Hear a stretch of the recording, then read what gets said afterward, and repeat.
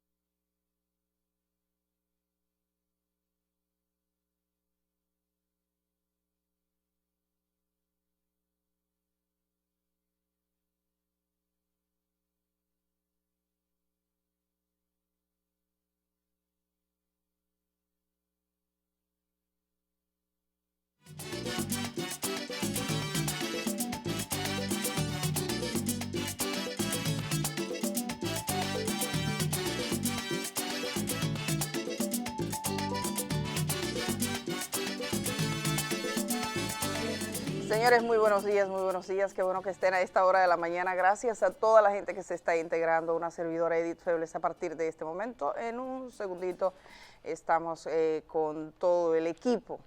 Pero bueno, aquí estamos listos para compartir esta jornada de hoy. Agradecemos a la gente que envía sus comentarios, participa. Yo debo decir, mientras estamos haciendo la entrevista, mucha gente sugiere preguntas a través de las redes sociales, a veces las veo inmediatamente, pero recuerden poner viendo el DRD, porque si no lo ponen, uno se da cuenta al final por las menciones, entonces es poco posible, poco probable. Hoy tenemos muchas informaciones, vamos a hablar, bueno, tenemos temas como lo que ocurrió o lo que le acusa el Ministerio Público a toda una estructura. El Ministerio Público sostiene que se dilapidaron miles de millones de pesos del Estado Dominicano. Eso es una afirmación del Ministerio Público en la Operación Coral, sobre todo y básicamente son militares o policías, porque hasta la pastora Rosy Guzmán, que nadie sabía, es asimilada de la Policía Nacional. El conjunto de operaciones, hemos ido leyendo ese documento que tiene casi 200 páginas, encontramos algunos hallazgos más, cosas que todavía incluso no se han mencionado, y que queremos compartirle en el programa de hoy. Hoy tenemos dos entrevistas, vamos a conversar a propósito de eso, sobre esta cultura, sobre cómo vemos este ambiente ahora también, digamos, de debate en la República Dominicana sobre los derechos y particularmente los derechos de las mujeres, con el vicerrector académico de la Pontificia Universidad Católica Madre y Maestra, que es además un filósofo. David Álvarez Martín nos acompaña en esta mañana. Y también vamos a conversar sobre alimentos con un especialista, bebidas y alimentos. Últimamente hemos tenido problemas con las bebidas, pero también muchas veces surgen con los alimentos, cómo se regula, las regulaciones, cómo se verifica, cómo están los colmados o los lugares donde compra la mayoría del pueblo dominicano. De eso también vamos a conversar en este día con un especialista. Así que les pedimos que se queden ahí toda esta jornada. Carolina Santana, muy buenos días para ti. ¿Cómo amaneces? Buenos días, Edith, muy bien. Buenos días a todas las personas que nos sintonizan. Qué bueno que recordábamos al inicio del programa el uso del hashtag, porque la verdad es que nos hace mucho más ágil encontrar sus dudas, preguntas y comentarios, y naturalmente eso ayuda a que integremos la mayor cantidad de sus inquietudes en el transcurso de estas 2 horas de programa. Siempre nos escriben, también haciendo uso de las redes sociales de quienes conducimos el programa y las redes sociales del programa, que producción ahora mismo les pondrá en pantalla y que les recordaremos como cada mañana, @uchilora en el caso de Don Uchi para Twitter, uchilora_ para Instagram, Edith Febles para Edith en Twitter, Edith-Febles para Edith en Instagram y las mías, Caro Santana S, en ambas plataformas, el día RD para el programa. Así que junto con eso y considerando que le dejamos el hashtag del programa en la esquina superior izquierda de su pantalla, ahí está en ese listón azul, hashtag viendo el día RD, sepan que pueden escribirnos a cualquier hora de la mañana. Así es un placer y un honor hacer este trabajo para ustedes tempranito. Hoy es 28 de abril, día importantísimo para la República Dominicana. Nosotros, abril por todos lados, hemos tenido tantos abriles. Abril la revolución, abril la intervención militar norteamericana, abril del 84. ¿Cómo se marcan los abriles en la República Dominicana? Pues 56 aniversario de la intervención militar estadounidense contra la República Dominicana. Era una época en la que encontrábamos esos episodios de Estados Unidos invadiendo países para que no siguiesen determinados cursos políticos que a ellos no interesaban. En este caso fue a la República Dominicana, legitimado por un pequeñísimo grupo de países latinoamericanos que se sumaron para decir que era un ejército de diferentes países que venían, unas fuerzas a restablecer. Lo que ellos decían era la democracia, pero en realidad fue un episodio muy triste y doloroso y de mucha sangre para el pueblo dominicano, que confrontó en las calles de Ciudad Nueva, en las calles de Santo Domingo, al ejército invasor. Hoy, 56 aniversario, Carolina. Sí, así es.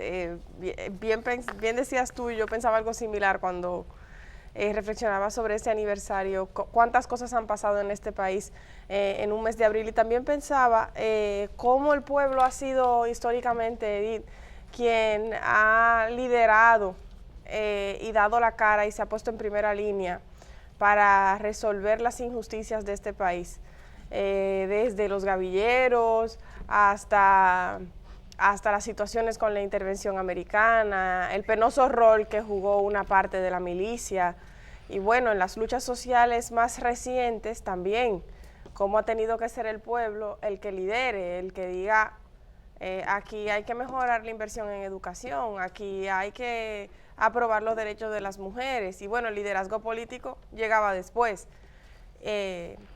Creo que eso es una tarea pendiente todavía, que el liderazgo político diga, me pongo adelante en la lucha, a pesar de los intereses. Vamos a darle los buenos días a Don Uchi. Buenos días, Don Uchi, ¿cómo está? Buenos días, Carolina, buenos días, Edith, buenos días a todos. Muy buenos días. Gracias por acompañarnos tempranito. Nos levantamos nosotros tempranísimo para servirles a ustedes las informaciones que los mantienen actualizados. Pero hay que irse atrás en el tiempo también, en días como este. Ya Edith y Carolina lo señalaron, se cumplen 56 años de la segunda intervención militar de los Estados Unidos contra la República Dominicana, contra el pueblo dominicano. Hay que señalar que lo más terrible es usted ver su territorio, su país, sus calles, sus carreteras ocupadas por soldados extranjeros. Eso es una mancha en el sentimiento, en el corazón, en el cerebro, indeleble. Para siempre queda ese dolor de usted ver tropas extranjeras, además atropellantes.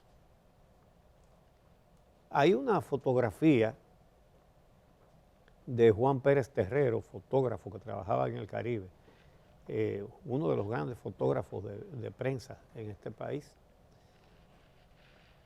Toda su familia, porque estaba Valentín, también su hermano, mucho más joven, que trabajó junto con nosotros. Pero esa foto de Juan Pérez Terrero le dio la vuelta al mundo.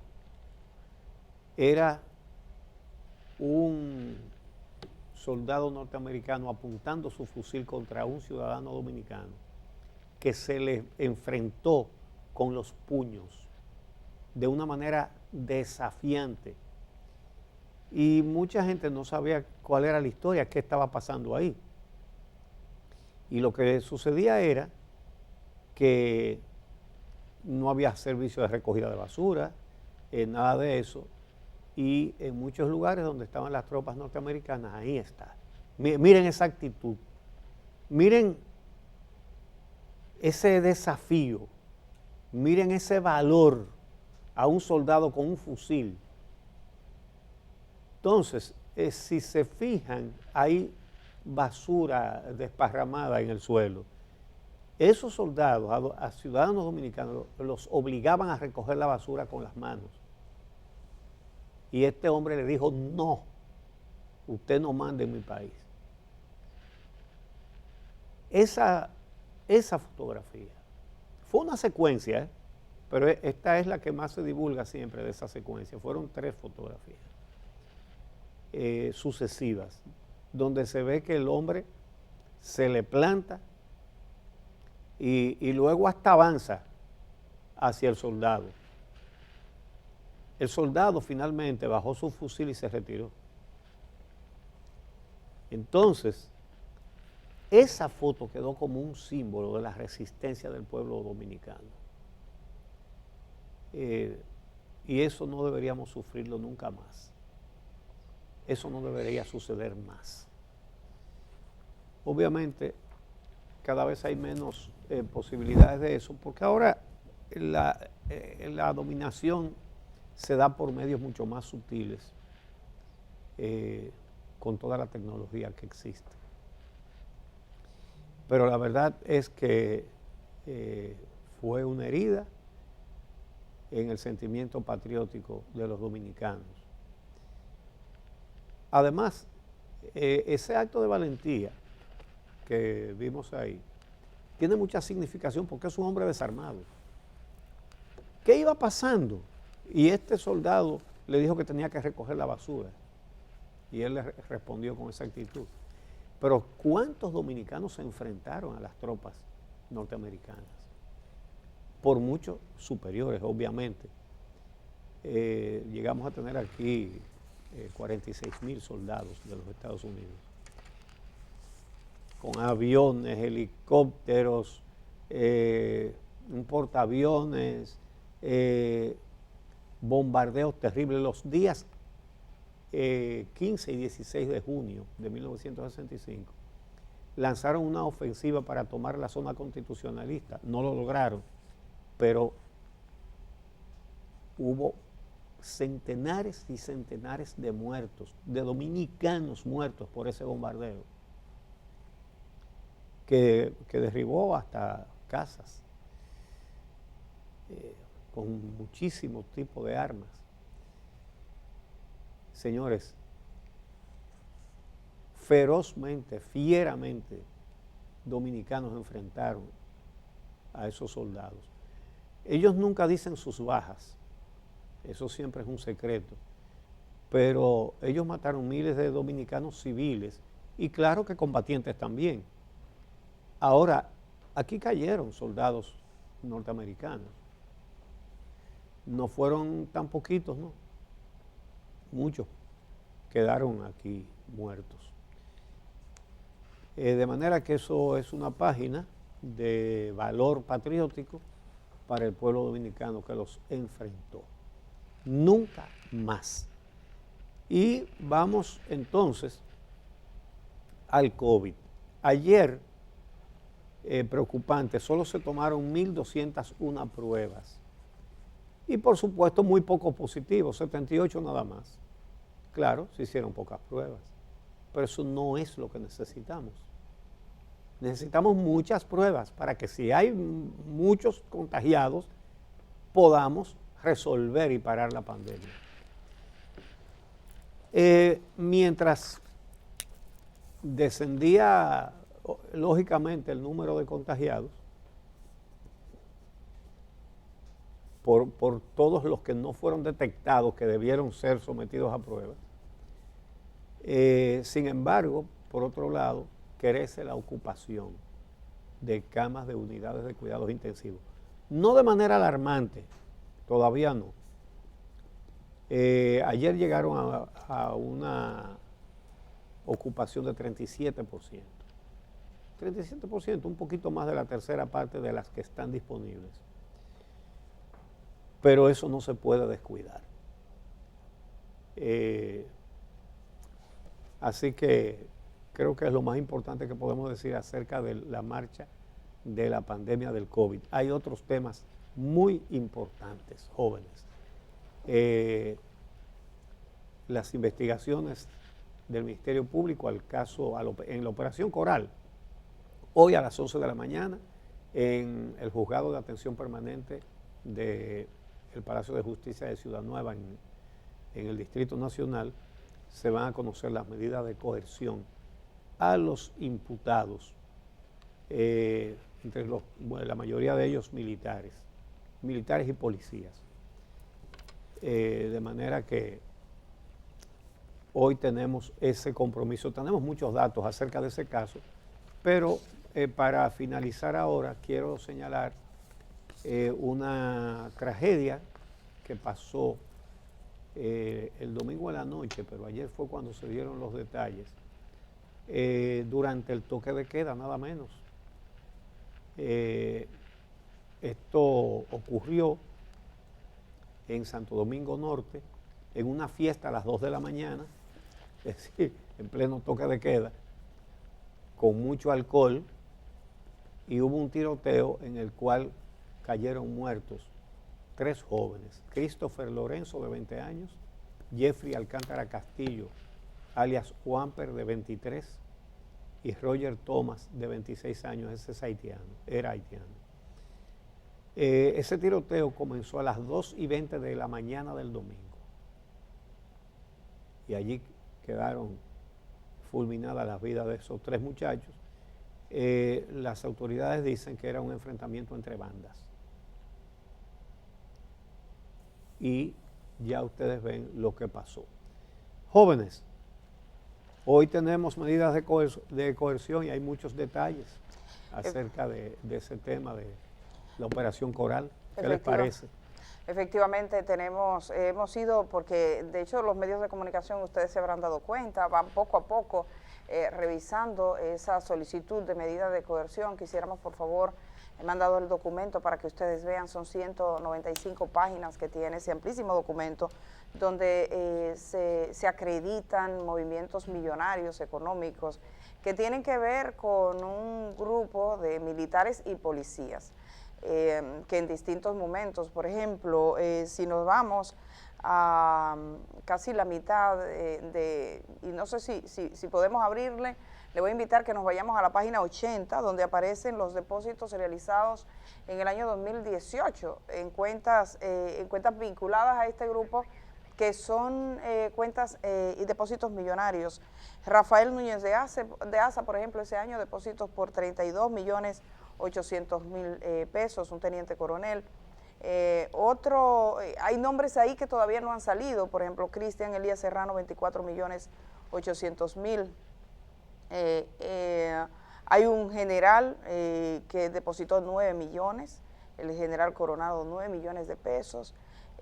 Otros que van depositando de 13 millones, 4 millones, 2 millones, 1 millón, es bastante dinero. También hay una parte que acredita los interrogatorios y los allanamientos, donde hay datos bastante relevantes, Uchilora y Carolina, de esos hallazgos por parte del Ministerio Público, que será lo que se presentará en el día de hoy. No podemos contar con una audiencia que se termine de una vez. Yo supongo, podremos imaginar que tendrá, aunque con su diferencia, es otro juez, porque la audiencia tiene la naturaleza muchas veces de quién dirige la jornada, pero no será corta, porque solo con el número de abogados y abogados como los que contratan estas personas, hay que pensar que es una audiencia que irá para largo. Ahí tienen ustedes esta página, lo que acredita ahí, y si se puede mover un chin hacia arriba, son los rostros de todos estos depósitos. Con eso le estamos diciendo que esto va a ir por más. Podemos ir subiendo aquí, van registrando, y así en diferentes momentos de operaciones, Uchilora y Carolina, se encuentran personas haciendo depósitos, transacciones, que se juzgan de sospechosas, o sea, repartos de dinero y ese tipo de cosas que en cierto modo nos está diciendo algo que ya se sugería, y es que este caso apenas comienza. Así es. Bueno, hoy va el mayor general Adán Cáceres a enfrentar al Ministerio Público que expone hoy las acusaciones en su contra. También la pastora Rosy Guzmán y los demás implicados, oficiales. Todos son de la policía o de algún, en el caso del mayor general, del ejército.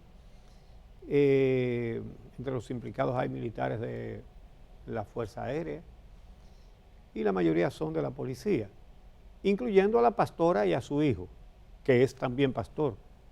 El hijo es cabo de la policía y ella asimilada. La verdad es que los documentos que se han conocido hasta ahora, todo se va a conocer en la audiencia de hoy. Ya, naturalmente, la solicitud de medida de coerción está en manos de todos los medios de comunicación, nosotros la tenemos también. Y ahí hay mucho. Es difícil sacarlo todo de lo tanto que hay. Pero, por ejemplo, estaba mirando el informe sobre el allanamiento a la casa del mayor general Adán Cáceres. Y la verdad es que, señores,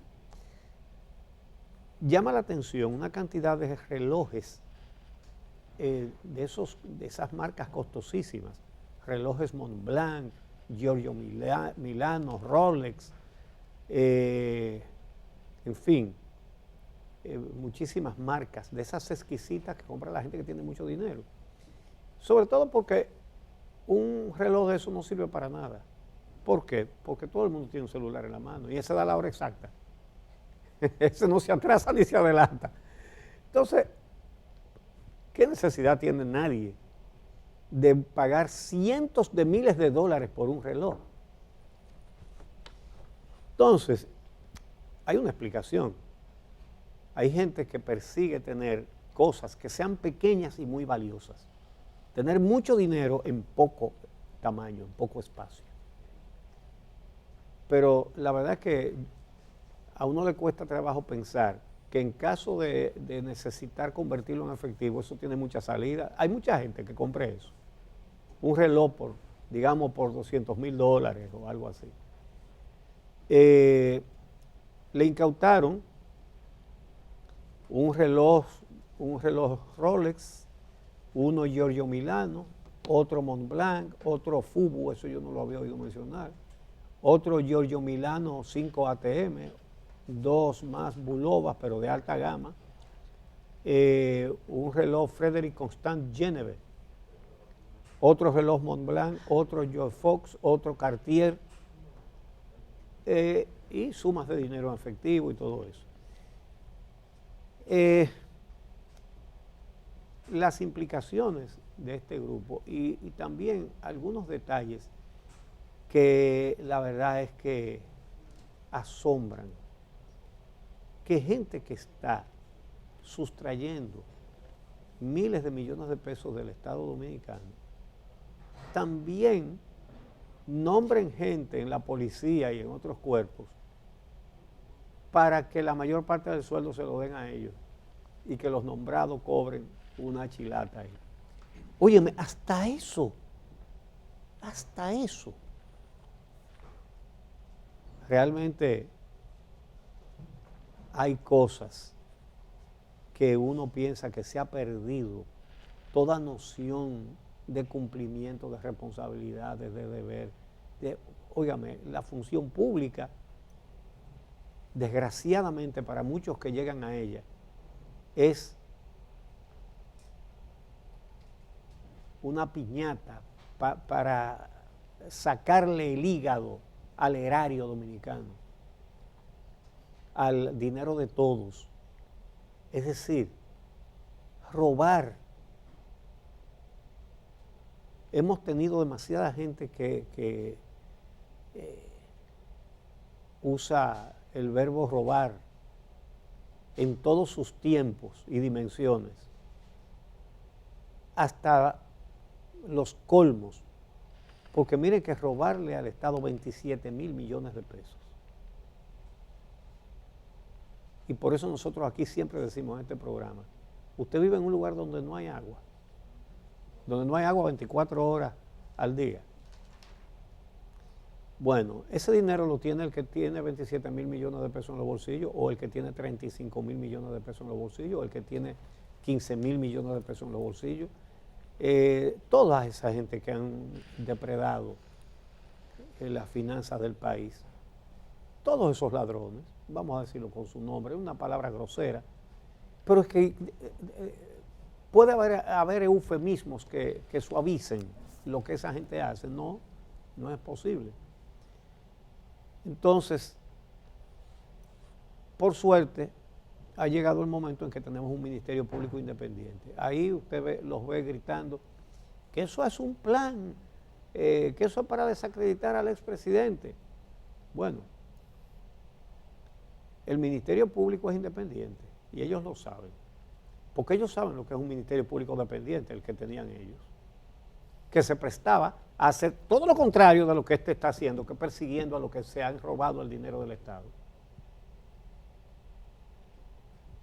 Lo que pasa es que está en una posición muy incómoda, porque guardar silencio es terrible, pero hablar es tanto o más terrible que guardar silencio para ellos. Porque ¿qué le dicen al pueblo dominicano? El pueblo dominicano sabe que todo eso es verdad. Y entonces, ¿qué esperan ellos? Que el Ministerio Público diga, no, pero no nos vamos a meter con eso porque están cerca de fulano, de mengano y de sutano. No, el Ministerio Público no está ahí para cuidar a nadie, y menos de esas cosas. Realmente es difícil la situación para los miembros del anterior gobierno, porque es que como quiera quedan mal. Vamos a no ser maliciosos y a suponer lo menos malo. Vamos a suponer que el presidente Medina no sabía que estaba eso sucediendo. Pues eso es malísimo. Eso es malísimo. ¿Qué autoridad tenía entonces? ¿Qué empeño tenía por tener control?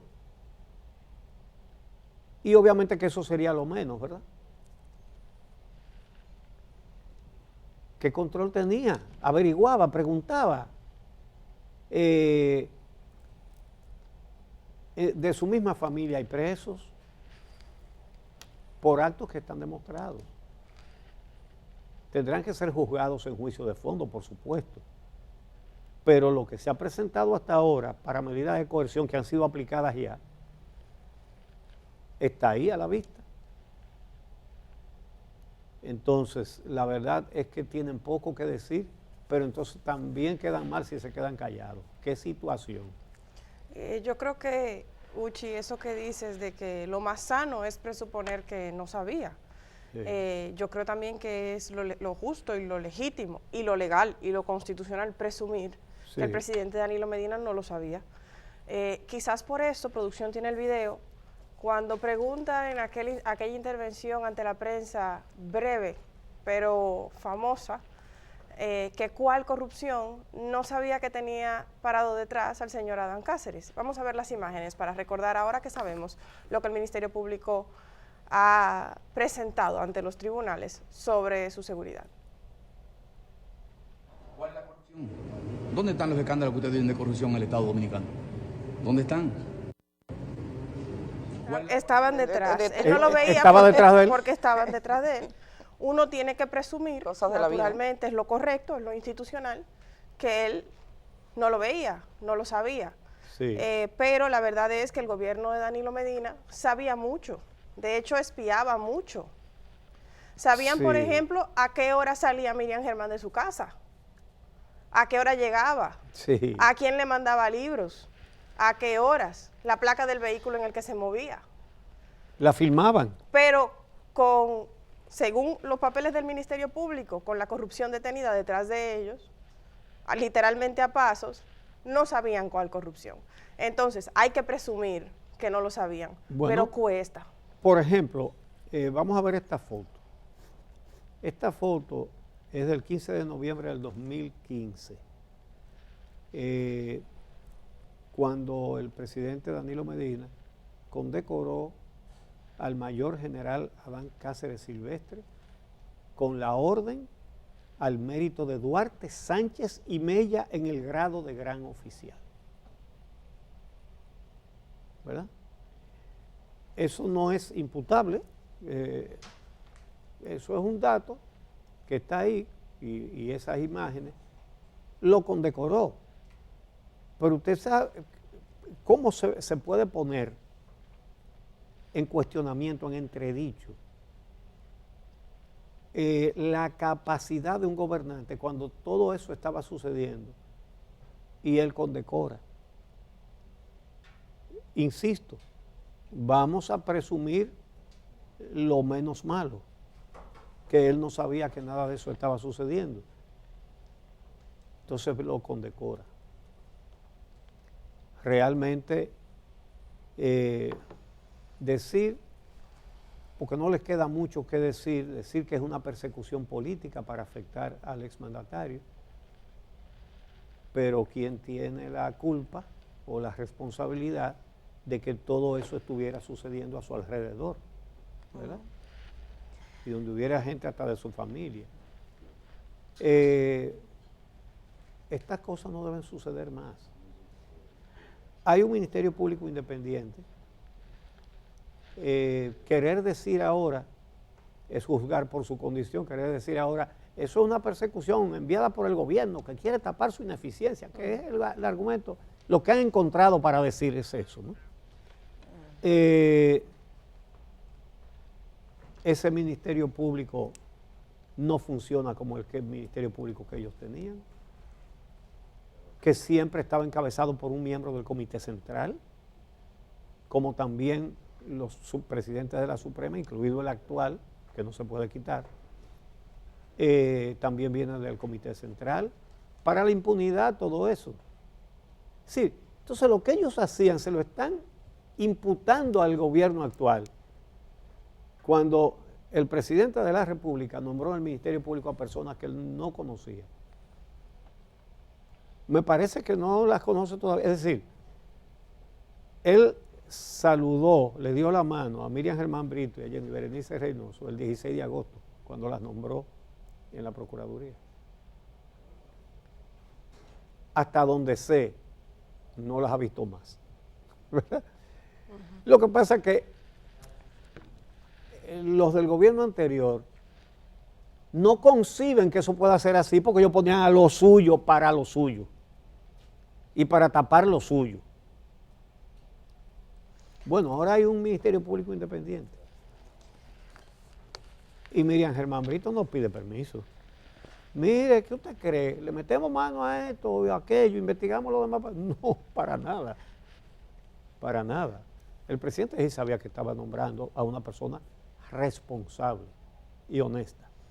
Una de las cosas en cifras, Uchi, que más me llaman la atención del expediente presentado por el Ministerio Público es cómo a través de los años varía el monto de los ingresos a cierta cuenta que el Ministerio Público entiende es relevante para comprender la forma en la que operaba la red. Y también el monto de los egresos, no solo de los ingresos.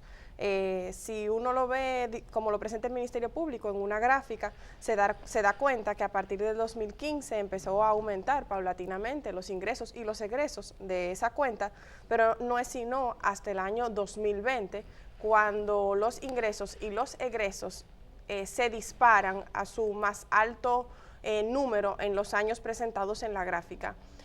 Una no puede evitar preguntarse si se trataba de que el 2020 era un año primero electoral en su primera mitad y en su segunda mitad, en el caso de los egresos, reconocer que implicó la salida del poder del partido de gobierno. Entonces, luego del 2020, y eso para reforzar la posibilidad o la pregunta que uno se hace cuando ve esa gráfica, ya en el 2021 vuelve a un número tan bajito como en los primeros años. O sea, la gráfica asciende y de repente baja. Justo en el primer año o justo en el primer momento en el que el PLD sale del gobierno y por tanto, tanto los ingresos como los egresos caen repentinamente. La gráfica de... Sí. La gráfica de ingresos y egresos de la cuenta número 5500026999. Hay varias, en distintos momentos ellos van graficando como señala Carolina, esos ingresos y egresos. Uchilora, un detalle no quiero dejar pasar, por favor, y yo sé que tenemos que irnos a la pausa, pero así brevísimo. Hay un interrogatorio a Raúl Alejandro Girón Jiménez, me parece muy importante. En este interrogatorio, él refiere cómo se repartieron 1.200.000 pesos del CESTUR. ¿Y ustedes saben en qué fecha fue? En febrero de este año. Es decir, todavía en este año y después de salir del gobierno, ¿cómo puede justificar, por ejemplo, el general Cáceres que recibiera, según este interrogatorio, 230.000 pesos? Ahí es que sale, por ejemplo, el ex subjefe de la Policía Nacional recibiendo 100.000, que ya habrá que determinar, o sea, si recibió otros, porque las cosas tienen que tener una relación, ¿no? Un peso entre lo que hiciste y las menciones. Pero menciona varias personas. Entonces, recibían dinero de CESTUR, que era dinero que estaba destinado a investigaciones de inteligencia, a especialismo y demás, a viáticos. Entonces ese dinero se acumulaba y eso es un río que no termina. Yo solo quiero decir una cosa en este momento con eso, porque cuando estamos frente a este expediente, no estamos frente a un expediente de Cáceres Silvestre, ni de Girón, ni del otro, ni de la Pastora. Estamos frente a una práctica que ha sido casi histórica en la Armada Dominicana, en las Fuerzas Armadas Dominicanas, donde los jefes cobran dinero, se busca la manera y cobran dinero. Eso pasa en la policía. Si ven la entrevista que le hizo Alicia Ortega a un joven evangélico que fue policía, él refería a cómo tienen que salir a buscar para los jefes. O sea, nadie se llama a engaño en esto. Entonces, esta investigación debe servir para cambiar la cultura. A inicios de este año yo recibí a un oficial de la Armada Dominicana que venía a decirme una preocupación. Decía, mire, Febles, el país dicen que está cambiando, yo no puedo hablar porque soy militar, pero ¿cuál es el problema que tenemos nosotros? Primero, nosotros tenemos una cantidad impresionante de gente nombrada que no hace nada, que son hijos de ex jefes de la DNCD, de ex jefes de la Fuerza Aérea, de ex jefes de la Marina, de ex jefes de la Policía, de coroneles. O sea, el cuerpo militar y la nómina se convierte en un instrumento eterno de pago para gente que no necesariamente hacen nada. Entonces, y lo vamos a encontrar, y vamos a encontrar gente disque asimilada sin justificar el trabajo que realizan o sin hacer ningún trabajo, que era una práctica, y la práctica de repartirse dinero, que nadie le ha entrado a eso. Entonces yo creo, y siempre se dice, no, porque el militar es y no sé qué, yo creo que este tiempo, y sobre todo la juventud de ahora, aunque hay jóvenes que son más viejos que los papás, sobre todo en el ámbito político, uno lo ve, pero la juventud de ahora que piensa distinto, nosotros tenemos que ir encaminándonos a que esos organismos sean más profesionales, se institucionalicen sus prácticas, porque no hay justificación ninguna para que CESTUR estuviese repartiendo el dinero. Y lo que duele, ofende y lastima es que muchos de sus agentes, los infelices, los que son policías de a pie, los que son militares de a pie que están patrullando, no tienen un pago razonable ni digno. O sea, aquí estamos hablando de aumentar el presupuesto de pago de nómina. Con eliminar ese tipo de situaciones que se presentan en ese interrogatorio, vamos a ahorrar muchísimo dinero. Es una práctica que supera, y yo creo que esto desnuda y toca un punto muy sensible, pero muy real. Uchilora y Carolina nos piden esta pausa, vamos a la pausa, tenemos mucho más.